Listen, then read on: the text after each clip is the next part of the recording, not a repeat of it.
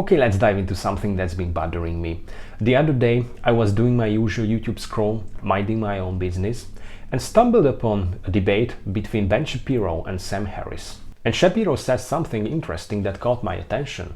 He claims that the West, free society, democracy, and all the good stuff, owes its existence to Judeo-Christian values. The biblical reading is that to reach a more sophisticated level of morality that leads to a sort of right-based society we see here, you at least need the catalyzing enzyme of a Judeo-Christian religion in order to get here. That would, I think, be the most rationalistic argument on behalf of Judeo-Christian values. But where is here again? Here would be a civilization that values individual rights above the values of the collective. This is a pretty common argument. It's not just Ben. Dennis Prager, for example, has said the same thing. No document in world history so changed the world for the better, as did the Ten Commandments. Western civilization, the civilization that developed universal human rights, created women's equality, ended slavery, created parliamentary democracy, among other unique achievements, would not have developed without them. That sounds to me like, without the Ten Commandments, you wouldn't have basic human rights. That's right. No, thou shalt not murder, no functioning society. I mean, okay. But here is the thing. Is this true? Are morality and these freedoms actually depend on Christianity?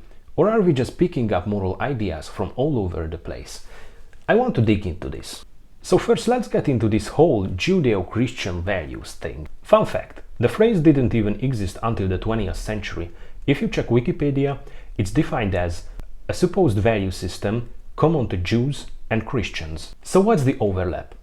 Well, it's the Old Testament. The Ten Commandments, to be specific.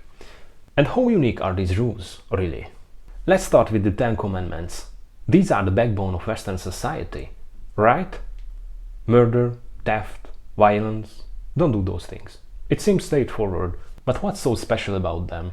Were they the first ever written laws? Spoiler, nope. The earliest laws that we know of were written by Sumerians in Mesopotamia around 2100 BC. This is the Code of Ur-Nammu, the earliest surviving law code. And here is the kicker. They condemn murder, theft, violence, kidnapping, adultery, lying. Sounds any familiar? Then there is the Code of Hammurapi from Babylonia from 1750 BC. Inscribed in stone, these laws were even more extensive, laying down the rule for moral behavior. And they also had that divine authority stamp, much like Moses and the Ten Commandments. After all, it says that Hammurapi was chosen by the god Marduk to bring law and order to his people. But let's not stop there.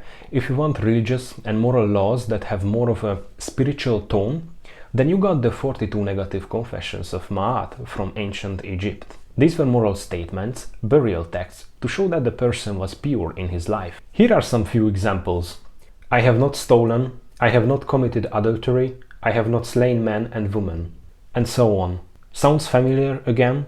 The point is that these values were circulating long before then Moses came down from Mount Sinai. It's almost like humanity just figured out that stealing, murder are not great ideas if you want to live together. If you are still not convinced, let's take a detour to Eastern philosophies. Buddhism, Hinduism, Taoism, they got their own moral systems that line up with the so-called Judeo-Christian values. Take the 5 precepts, for example.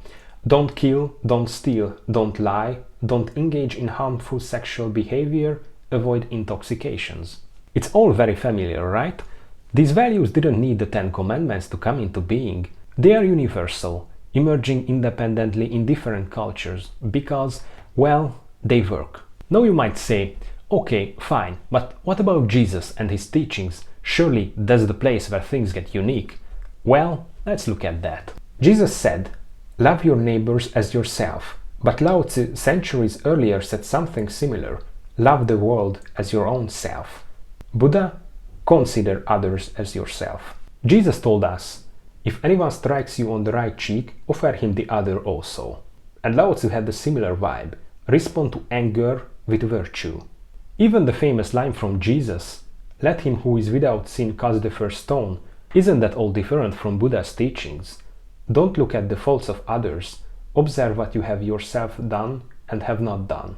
These ideas of humility, compassion, and non-violence weren't unique to Jesus.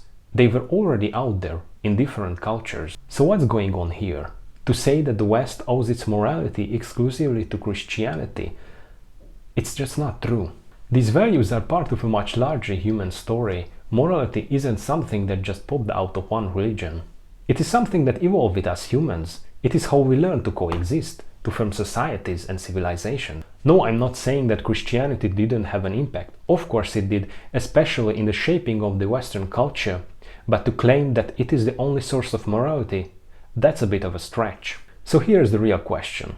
Are there any moral values that are exclusively Christian or exist only because of Christian theology? I'll be honest, I didn't find anything that fits the bill, but I want to know what you think. Do you believe that there are values that can only exist because of Christianity?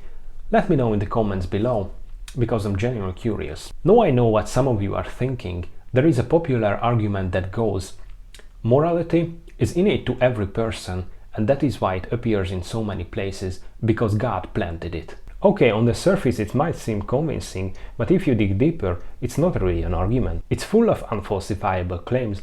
First you have to prove that God exists, then you have to prove the nature of this God. Is he good? Is he indifferent? Is he the demiurge? Then finally, you have to prove that he wanted to plant morality into us. It's an interesting claim for sure, but it's not an argument that holds up under scrutiny.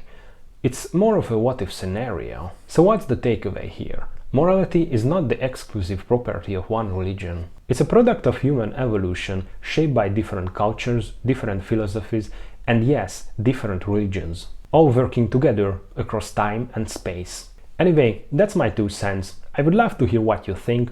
If you enjoyed this video, please like and subscribe. If you disagree, leave a comment below. Thanks for watching. Bye.